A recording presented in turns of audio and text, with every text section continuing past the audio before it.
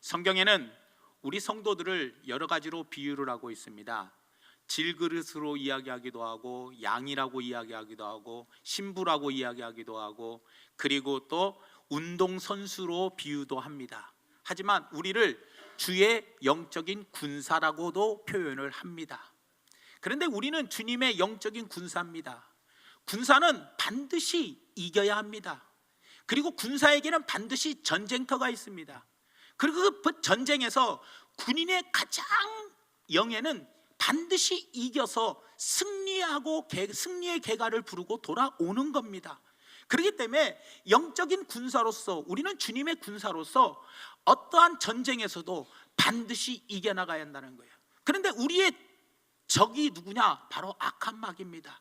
이 악한 마귀가 우리에게 공격해 올 때 우리는 반드시 그 공격에서부터 승리하는 그런 사람이 되어야 되더라는 거예요. 오늘 본 말씀의 사도 바울이 마지막 죽기 직전에 쓴 디모데후서 4장의 말씀이 바로 무엇입니까?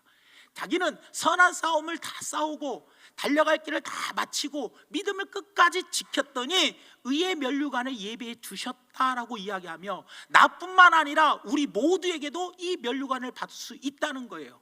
그런데 끝까지 달려가야 한다는 거예요. 달려가면서 많은 전쟁에서 반드시 승리하여 그리고 끝까지 최종적으로 믿음을 굳게 붙잡았을 때, 그때 바로 우리에게 의의 면류관을 예비해 주신다라고 말씀해 주고 있다라는 거예요.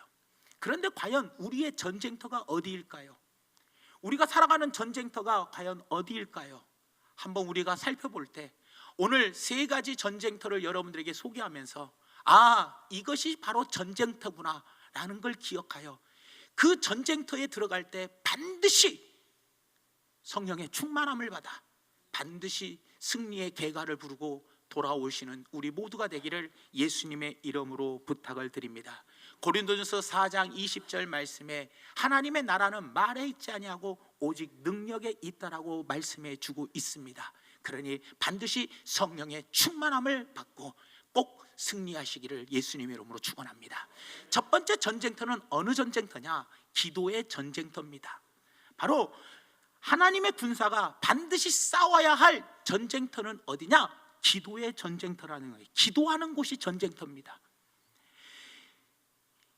누가복음 22장 46절 말씀에 이렇게 이야기합니다. 이르시되 어찌하여 자느냐? 시험에 들지 않게 일어나 기도하라 하시니라. 예수님께서 십자가 지시기 전에 세 명의 제자들을 데리고 겟세마네 동산에 올라가십니다. 그곳에서 어떻게 해요? 기도합니다. 그런데 제자들은 자는 거예요. 깨웁니다. 또 잡니다. 깨웁니다. 또 잡니다. 너희가 1시간만이라도 기도할 수 없느냐? 그럴 때 제자들은 자버렸다는 거예요. 예수님은 끝까지 땀방울이 핏방울같이 되도록 열심히 기도하여 십자가에서 승리하셨고 부활의 영광을 맛보셨어요. 그런데 제자들은 자버렸어요. 다 도망가 버리고 기도의 전쟁터에서 패배했기 때문에 다 도망가고 예수님을 모른다고 부인하며 비난하며 맹세까지 하면서 저주까지 하며 3번이나 모른다고 부인해버렸어요. 왜 그렇습니까? 바로 이 기도의 전쟁터에서 그들은 기도하지 아니하고 패배했기 때문이라는 거예요. 훗날 베드로가 깨달아서 어떻게 이야기합니까? 베드로 전서 5장 8절 말씀에 보니까 근신하라, 깨어라, 너희 대적 마귀가 우는 사자와 같이 두루다니며 삼킬 자를 찾는다. 너희들은 기도로 깨어 있으라는 거예요. 기도로 왜 내가 깨어있지 못해 봤더니 내가 이 기도의 전쟁터에서 패배하니까 예수님 부인했다는 거예요. 왜? 악한 마귀는 언제 어느 때 우리를 틈을 공격하여 우리를 삼키려고 호시탐탐 노리고 있다는 거예요. 그렇기 때문에 우리는 하루 일과를 시작할 때에도 기도로 시작합니다. 하루를 마감할 때에도 기도로 마감합니다. 우리는 수시로 항상 기도합니다. 그럴 때마다 기도할 때 그냥 형식상 아무 생각 없이 하나님 아버지 하고 기도하는 것이 아니라는 거예요. 기도하기 전에 우리는 이미 전쟁에 나가기 전에 각오가 단단하잖아요. 그죠? 각오를 얼마나 열심히 합니까? 그래, 이번 전쟁은 나는 반드시 승리해야 한다. 전쟁에 나가기 전에 훈련도 하고 그리고 온갖 준비할 거 다 준비해가지고 철저히 준비하여 나가는 것처럼 기도의 싸움터에서 이기느냐 지느냐에 따라서 내가 마귀에게 먹히느냐 마귀를 물리치느냐, 이것이 바로 이 기도의 전쟁터에서 벌어지더라는 거예요. 여러분들, 출애굽기 17장에 모세와 이 이스라엘 백성들이 그 아말렉 족속들과 전쟁을 치릅니다. 아말렉 족속과 전쟁을 치를 때 어떤 일이 벌어집니까? 여호수아는 백성들을 이끌고 나가서 싸웁니다. 모세는 산에 올라가 가지고 손 들고 기도합니다. 그런데 재밌는 게 뭐냐, 나가서 싸우는 것이 잘 싸우냐 못 싸우느냐 중요한 것이 아니라 기도의 손이 내려가느냐 올라가 있느냐에 따라서 전쟁의 승패가 달라지더라는 거예요. 여러분들, 모세의 기도의 손이 올라갈 때에는 전쟁에서 승리했는데 모세의 손이 피곤하여 내려올 때에는 전쟁에서 패배하는 거예요. 그러니 우리는 반드시 무엇을 알아야 하느냐, 직접 나가서 싸우는 것이 승패의 요인이 아니라 내가 여기에서 어떻게 기도로 승리했는지를 반드시 알아야 한다는 거예요. 팔이 내려올 때 아론과 훌이 받들어서 끝까지 팔이 내려오지 않게끔 기도하게 하였더니 마지막에 그 전쟁은 반드시 승리로 돌아오게 되었더라는 겁니다. 여러분들, 저는 예전에 여러분들에게 이런 말씀 드렸잖아요. 선교사를 우리가 파송할 때 파송한 선교사가 그 선교지가 전방이 아니라 여러분들 우리가 여기서 기도하는 이 기도하는 곳이 전방이라는 거예요. 전방. 올해부터 목장 제도로 바뀌면서 여러분들에게 각 목장별로 선교사님 한 분을 다 붙여드렸습니다. 그건 바로 뭐냐, 그곳에서 선교사님들이 승리하느냐 패배하느냐는 여러분들이 얼마나 그분들을 위해서 기도해 주느냐에 따라서 그분들의 승리와 패배의 차이가 있더라는 거예요. 여러분들, 그러니 부디 우리 모두가 다 기도하는 것이 최전방이며 기도의 전쟁터에서 패배하며 마귀에게 먹힌다는 것을 꼭 기억해 주시기를 예수님의 이름으로 부탁을 드립니다. 초대교회에는 시험이 오고 핍박이 왔을 때 어떤 것을 선택했느냐? 기도를 선택했습니다. 사도행전 4장에 가보면 어떻게 이야기하느냐, 베드로와 요한이 공회에 잡혀갑니다. 그리고 너 복음 전하면 죽여버린다라고 협박을 합니다. 그리고 나는 끝까지 복음을 전한다라고 이야기하고 풀려납니다. 그럴 때 베드로와 요한이 교인들에게, 초대교회 성도들에게 이 일어난 사실들을 다 이야기할 때 그들이 그런 위협을 받고 4장 31절에 뭐라고 이야기합니까? 빌기를 다음에 모인 곳이 진동하더니 무리가 다 성령이 충만하여 담대히 하나님 말씀을 뭐했다? 전하니라. 빌기를 다 했다라고 이야기합니다. 그들은 모여서 한 일이 뭐냐? 기도했어요. 핍박을 받고 위협을 받았을 때에도 그들은 모여서 뭐 할기를 다 했어요? 빌기를 다 했다. 그만큼 간절하게 기도했다라는 거예요. 여러분들, 에베소서 6장 18절 말씀에도 모든 기도와 간구를 하되, 기도란 기도는 모든 기도를 다 동원하라는 거예요. 중보기도, 또 금식기도, 또 혼자 하는 기도, 면벽기도, 또 하늘을 우러러보는 기도부터 시작해서 통성기도, 할 것 없이 모든 기도와 간구를 하되 항상 성령 안에서 기도하고 이를 위하여 깨어 구하기를, 기도하기를 항상 뭐하며? 기도할 때 항상 힘쓰며 여러 성도를 위하여 뭐하라? 기도하라. 여러분, 우리는요 이 지금 기도하러 나갈 때 대단한 각오를 가지고 기도의 자리에 와야 합니다. 기도할 때 그냥 기도합시다 그러니까 아무 생각 없이 기도하는 것이 아니라는 거예요. 교회에서 가장 많이 이야기하고 성도들끼리도 가장 많이 이야기하는 것이 기도하라는 겁니다. 기도하세요. 아우 집사님, 나에게 이런 문제가 있어. 그래요, 우리 같이 기도하게 해요. 기도하자는 말은 가장 많이 교회 안에서 있으면서 가장 기도 안 하는 것이 바로 또 우리네요. 한 10분 15분 기도하면 막 온몸이 뒤틀리고 막 힘들어. 무슨 기도를 해야 할지를 몰라. 그러니 과연 우리가 승리할 수 있겠냐라는 거예요. 악한 마귀는 기도를 방해합니다. 하지만 우리는 어떻게 해야 돼요? 반드시 그 기도에 승리를 해야 하거든요. 여러분, 그러기 위해서 우리가 어떻게 해야 하겠습니까? 여러분, 로마서 12장 2절 말씀에도 이야기합니다. 소망 중에 즐거워하며 환난 중에 참으며 기도에 뭐하고? 항상 힘써야 돼요. 여러분들, 그러니까 우리는 이 기도의 전쟁터에 그냥 아무 생각 없이 나와서 주야 주야 주야 하면서 이렇게 기도하는 것이 아니라 기도하기 전에 미리 단단하게 무장하고 준비하여 진짜 기도에 힘쓰고 간구하며 기도해야 되더라는 거예요. 여러분들, 그러면 우리가 이 기도의 전쟁터에서 승리할 수 있는 방법이 바로 무엇이냐? 로마서 8장 26절에서 27절 말씀해 보니까 이와 같이 성령도 우리의 연약함을 도우시나니 우리는 마땅히 기도할 바를 알지 못하나 오직 성령이 말할 수 없는 탄식으로 우리를 위하여 친히 간구하시느니라. 마음을 살피시는 이가 성령의 생각을 아시나니 이는 성령이 하나님의 뜻대로 성도를 위하여 간구하시느니라.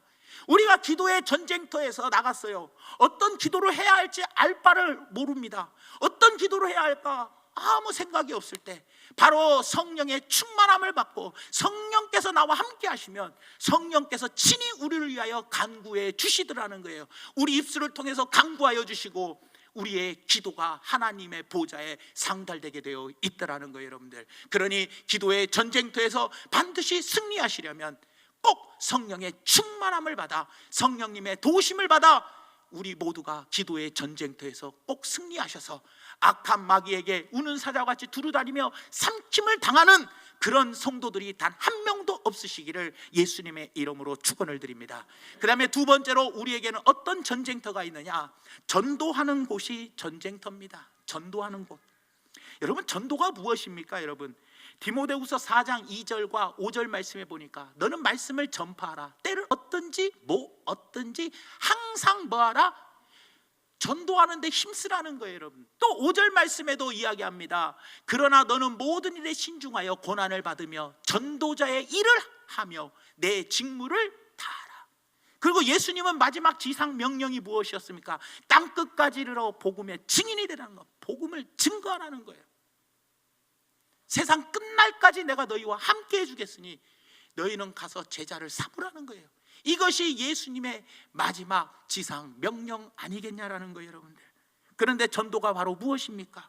전도는 하나님께서 천지를 창조하셨고 지금 이 역사를 주관하신다는 것을 전하는 것이고, 예수님께서 인간의 몸으로 오셔서 우리의 죄를 짊어지시고 십자가에 죽으셔서 우리를 구원하여 주시고 그 부활하여 주시사 승천하시고 천국을 예비하시사 우리를 다시 데리러 오시겠다라는 것을 증거하는 것이 바로 뭐예요? 전도예요, 여러분. 전도. 그런데 재밌는 건 바로 뭐냐? 전도가 왜 전쟁터냐는 거예요. 그것은 바로 마귀가 살아 있습니까? 죽어 있습니까? 마귀는 살아 있습니다.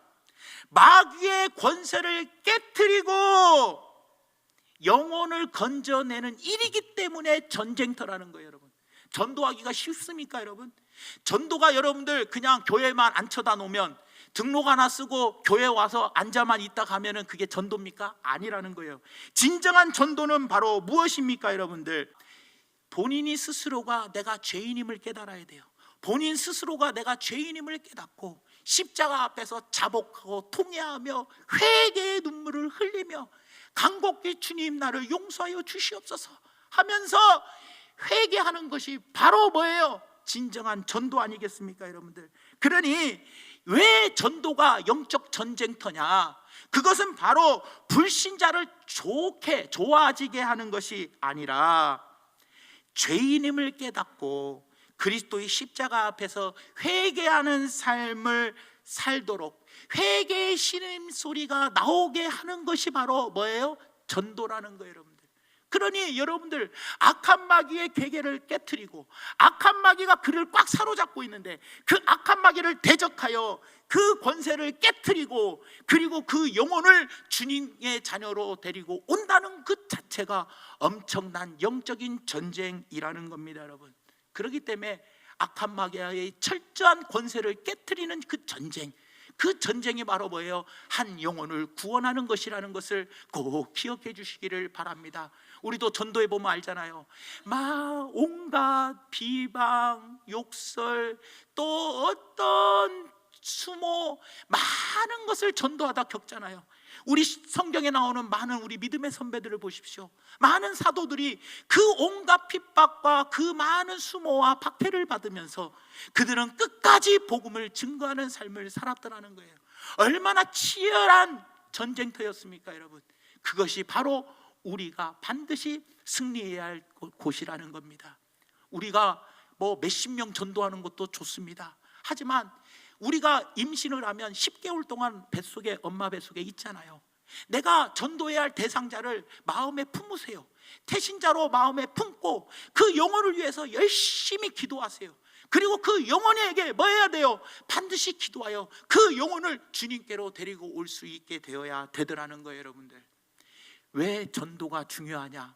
전도는 사람을 기쁘시게 하는 게 아니라 하나님을 기쁘시게 하는 것이기 때문이라는 겁니다. 데살로니가전서 2장 4절 말씀에 오직 하나님께 옳게 여기심을 입어 복음을 위탁받았으니, 복음을 위탁받았대요. 우리가 이와 같이 말함은 사람을 기쁘게 하려 함이 아니요 오직 우리 마음을 감찰하시는 하나님을 기쁘시게 하려고 복음을 증거하는 거예요. 여러분들, 복음 증거가, 전도가 바로 뭡니까? 사람을 기쁘시게 하는 게 아니라 하나님을 기쁘시게 하는 겁니다. 여러분, 그렇기 때문에 우리는 반드시 복음을 전해야 합니다. 그리고 여러분들, 복음을 전하지 않으면 어떻게 되느냐? 고린도전서 9장 16절 말씀에 보니까 내가 복음을 전할지라도 자랑할 것이 없으면 내가 부득불할 일임이라. 만일 복음을 전하지 않으면 내가 뭐가 있으리라? 화가 있을 것이로다. 복음을 전하지 않으면 내게 화가 있대요. 그런데 복음을 전하면 어떠냐? 그 다음 절 17절에 보니까 내가 내 자의로 이것을 행하면 상을 얻으려니와. 상을 얻는데요. 여러분들, 그러니까 복음을 전하지 않으면 화가 임하지만 복음을 전하면 뭐가 임해요? 상이 우리에게 임하더라는 거예요. 그렇기 때문에 우리는 반드시 이 치열한 전도의 영적 전쟁터에서 악한 마귀의 권세를 깨트려버리고 반드시 한 영혼이라도 반드시 하나님의 자녀로 구원함을 받게 해야 한다는 거예요. 그 마음 안에 예수님을 영접하게 해 드려야 한다는 거예요. 그렇게 하면 우리는 어떻게 전도할 수 있을까요? 이 전도의 전쟁터에서 승리할 수 있는 비결은 바로 무엇일까요? 사도행전 1장 8절에 잘 나와 있잖아요.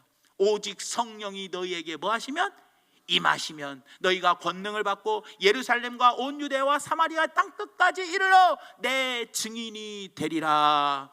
여러분, 전도하는 전쟁터에서 우리가 역시 승리할 수 있는 비결은 성령의 충만함을 받아, 권능을 받아 땅끝까지 주님을 증거하는 증인이 되어 주시기를 예수님의 이름으로 부탁을 드립니다. 마지막 세 번째로, 우리가 영적인 군사로서 반드시 싸워야 할 전쟁터는 어디냐? 내 마음입니다. 내 마음. 잠언서 4장 23절 말씀에 모든 지킬 만한 것 중에 더욱 내 마음을 지키라. 생명의 근원이 이에서 남이니라. 모든 싸움의 시작은요, 이 마음에서 나옵니다. 제가 여러분들을 바라보고 여러분들 모든 일을 할 때 어떤 눈으로 여러분들을 바라보느냐에 따라 달라집니다. 졸고 있는 사람이 있습니다. 아유, 저 사람 왜 졸아? 이 귀한 말씀을 들어야지. 그러면서 부정적인 생각, 믿음이 없네, 마귀, 졸음 마귀가 들어왔네, 어쩌네, 이런 식으로 바라보느냐? 한 주간 정말로 피곤하셨나 보구나. 주님, 이번 한 주간에는 독수리 날개쳐 올라가듯 새 힘을 주셔서 다음번 예배에는 절대 졸지 말고 많은 은혜 받게 해달라고 바라보느냐? 내가 이 마음속에서 무엇을 바라보느냐, 무엇을 생각하느냐에 따라서 이 마음속에 치열한 전쟁터가 벌어집니다. 부정적인 거냐, 아니면 긍정적인 거냐, 아니면 감사냐, 아니면 원망이냐, 불평이냐, 아니면 용서함이냐, 아니면 미워함이냐. 이 마음의 전쟁터에서 우리는 하루에도 수십 번, 수백 번, 수천 번 엄청나게 싸우더라는 거예요.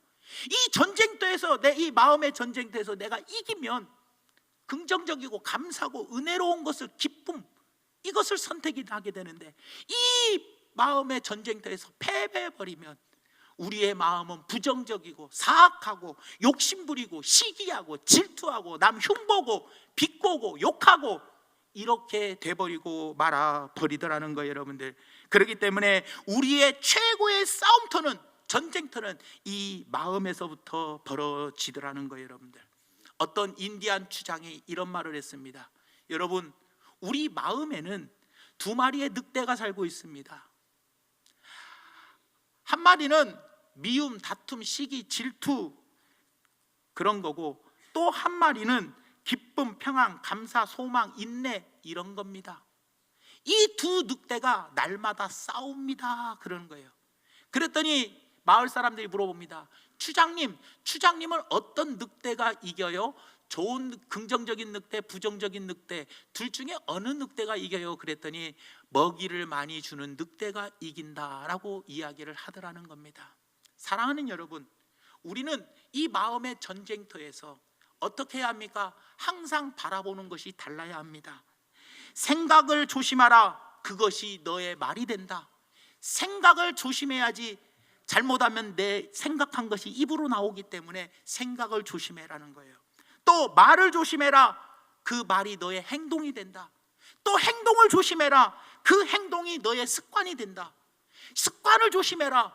그 습관이 바로 너의 인격이 된다. 인격을 조심해라. 그 인격이 바로 너의 운명이 된다라는 거예요. 그러니 생각이 말이 되는 것이고, 말이 바로 행동이 되는 것이고, 행동이 바로 습관이 되는 것이고, 습관이 바로 인격이 되는 것이고, 인격이 바로 운명이 된다라는 거예요. 사랑하는 여러분, 우리의 마음의 전쟁터 반드시 승리해야 하지 않겠냐라는 거예요. 그러려면 주님을 바라보시기 바랍니다. 예수님을 바라보세요. 여러분, 스데반 집사는요, 사도행전 7장 59절에서 61절에 보면 그들이 돌로 스데반을 치니 스데반을 부르짖어 이르되 주 예수여 내 영혼을 어떻게 해요? 받으시옵소서 하고 무릎을 꿇고 크게 불러 이르되 주여 이 죄를 그들에게 돌리지 마옵소서. 이 말을 하고 뭐하나? 자니라. 59절에서 60절까지 내용이 바로 뭡니까? 스데반 집사가 마지막 죽기, 돌에 맞아 죽기 직전이었어요. 돌에 맞아 죽기 직전에 어떤 일이 벌어졌냐? 저들의 죄를 용서해 달라는 거예요. 돌에 맞으면서 엄청나게 아프면서 죽어가는데 저들의 죄를 저들에게 돌리지 마라, 용서해 주라라고 예수님이 십자가상에서 하신 이야기를 똑같이 할 수 있었던 이유가 바로 무엇이냐? 예수님을 바라보았기 때문이라는 거예요. 그 바로 앞절 55절 말씀에 보니까 스데반이 성령 충만하여 하늘을 우러러 주목하여 하나님의 영광과 및 예수께서 하나님 우편에 서신 것을 뭐했다? 보았다는 거예요. 예수님을 바라보니까 예수님도 십자가상에서 참으시고 저들의 죄를 용서해 주셨는데 나도 예수님을 바라보면서 그래 나도 용서해야지, 저들의 죄를 돌리지 말아라고 말할 수 있는 거 아니겠냐라는 거예요. 여러분들, 사랑하는 여러분, 이 마음의 전쟁터에서 두 마음이 갈등할 때 예수님을 한번 생각해 보십시오. 예수님을 한번 바라보십시오. 예수님이 이 땅에서 우리에게 주신 말씀들을 한번 기억해 보세요. 예수님이라면 과연 어떻게 했을 것인가? 남편이 하루 세끼 꼬박꼬박 집에서 밥 먹는 사람을 삼세기 새끼라고 하더라고요. 부인이 하루 세끼를 꼬박꼬박 밥을 해주는데 밥을 차려주면서 속으로 아유 저놈의 영감은 맨날 세끼를 다 집에서 먹네, 밖에서 좀 먹고 좀 들어오서 사람 좀 편하게 해주면 얼마나 좋아, 이러면서 예수님 같으면 밥을 차려줬겠어요? 예수님 같으면 어떻게 밥을 차려줬겠냐는 거예요. 청소할 때도 마찬가지고 남편도 밖에서 일할 때도 마찬가지입니다. 예수님이라면 예수님을 한번 생각해 보십시오. 예수님을 한번 바라보신다면 이런 상황 속에서 무엇을 선택했을까? 우리가 많은 이 영적인 전투에서 예수님 같으면 용서를 선택했고, 예수님 같으면 뭐예요? 사랑을 선택하고, 예수님 같으면 뭐예요? 오른손이 한 일을 왼손이 모르게 하는 거고, 오리를 가자면 십리를 가고, 한쪽 밤을 때리면 한쪽 밤도 돌려대는 것, 이것이 예수님이 우리에게 보여주신 겁니다. 자기의 목숨을 버리면서까지 섬김의 모습을 보여주셨던 그 모습, 우리가 그 모습을 바라볼 때 우리의 마음의 결정은 아주 쉬워지더라는 거예요. 여러분들, 사랑하는 성도 여러분, 이 스데반 집사가 핍박하는 사람, 자기를 돌로 치는 사람을 바라보지 아니하고 예수님을 바라보았기 때문에 모두를 용서할 수 있었던 것처럼 우리 모두도 다 같이 이 내 마음의 싸움터에서 하루에도 많은 결정들을 할 때 좋은 결정, 하나님이 기뻐하시는 결정, 하나님이 미소 짓는 결정을 꼭 하셔서 이 마음의 전쟁터에서 꼭 승리하시기를 바랍니다. 특별히 이 마음의 전쟁터에서 예수님 바라보는 것도 바라보지만 또 하나 가장 중요한 것은 바로 뭐냐? 갈라디아서 5장 16절에서 17절 말씀해 보니까 내가 이르노니 너희는 성령을 따라 행하라. 그리하면 육체의 욕심을 이루지 아니하리라. 육체의 소욕은 성령을 거스르고 성령은 육체를 거스리나니 이 둘이 서로 대적함으로 너희가 원하는 것을 하지 못하게 하려 함이니라. 예수님께서 승천하실 때 내가 하늘에 올라가는 것이 너희에게 더 유익하다. 왜냐? 나 대신 누구를 보내주셨어요? 성령을 우리에게 보혜사 성령님을 보내주셨기 때문에 우리는 이 성령의 시대를 살아가며 반드시 성령의 충만함을 받아 내 욕심, 내가 하고자 하는 것, 내 마음대로 하고자 하는 것을 성령께서 하지 못하게끔 컨트롤해 주시는 거예요. 그래서 그 다다음 절 쭉 보면은 22절에서 23절 말씀에 보니까 오직 성령의 열매는 사랑과 희락과 화평과 오래 참음과 자비와 양성과 충성과 온유와 절제니 이 같은 것을 금지할 법이 없다. 사랑하는 여러분, 오늘 우리 모두에게 어떻습니까? 반드시 이 성령의 충만함을 받아 성령을 따라 행하면 내 마음에 내 욕심을 따라 행하지 않고 내 마음이 하고 싶은 것을 하지 못하게 절제하고 성령은 우리를 진리로 인도하여 주시고 올바른 것을 결정하여 나가게 해 주시더라는 거예요. 우리를 도와주시는 보혜사 성령님의 충만함을 속에서 반드시 마음의 전쟁터에서 승리하는, 그래서 올바른 결정을 잘 내려 후회 없는 삶을 살기를 예수님의 이름으로 축원을 드립니다. 말씀의 결론을 맺습니다. 알렉산더 대왕에게 친한 친구가 사냥개 2마리, 훈련이 잘 된 사냥개 2마리를 선물했어요. 알렉산더 왕이 이 사냥개 2마리를 데리고 사냥을 나갔는데 이 사냥개 2마리가 토끼도 잡지 않고 사슴도 안 잡는 거예요. 아니 무슨 이런 사냥개가 있어. 엄청나게 훈련을 잘 시켰다는데 겨우 하는 게 아무것도 안 해. 토끼 한 마리, 토끼가 보이는데도 쫓아가지도 않고 짖지도 않아. 사슴도 안 쫓아가고 안 짖어. 이러니 이 사냥개가 필요해요? 필요 없어요? 필요 없어서 알렉산더 왕이 죽여버렸어요. 그리고 나서 궁궐에 와서 친구에게 따집니다. 야, 너는 어떻게 이런 쓸데없는 토끼 한 마리, 사슴 한 마리 못 잡는 사냥개를 나에게 선물 줬냐? 기분 나쁘다는 거예요. 그랬더니 이 친구가 하는 말이, 이 사냥개는 사자와 호랑이를 잡도록 만들어 훈련된 그런 사냥개이기 때문에 토끼와 노루, 사슴 이런 거는 거들떠보지도 않는다는 거예요. 우리 그리스도인도 마찬가지입니다. 에베소서 6장 12절 말씀에 이렇게 이야기합니다. 우리의 씨름은 혈과 육을 상대하는 것이 아니요 통치자들과 권세들과 이 어둠의 세상 주관자들과 하늘에 있는 악한 영들을 상대함이라. 우리의 싸움은 사슴과 노루, 그 사냥개가 사슴과 노루를 상대 안 하고 호랑이와 사자를 상대하게끔 훈련되었던 것처럼 우리는 이 땅에서 혈과 육, 인간들, 사람들과, 사람은 사랑해야 할 대상이기 때문에 사람들과 싸워야 할 대상이 아니라 우리는 누구를 싸워야 하느냐? 악한 영들과 악한 마귀와 싸워야 한다는 거예요. 어둠의 주관자들과 싸워야 되더라는 거예요, 여러분들.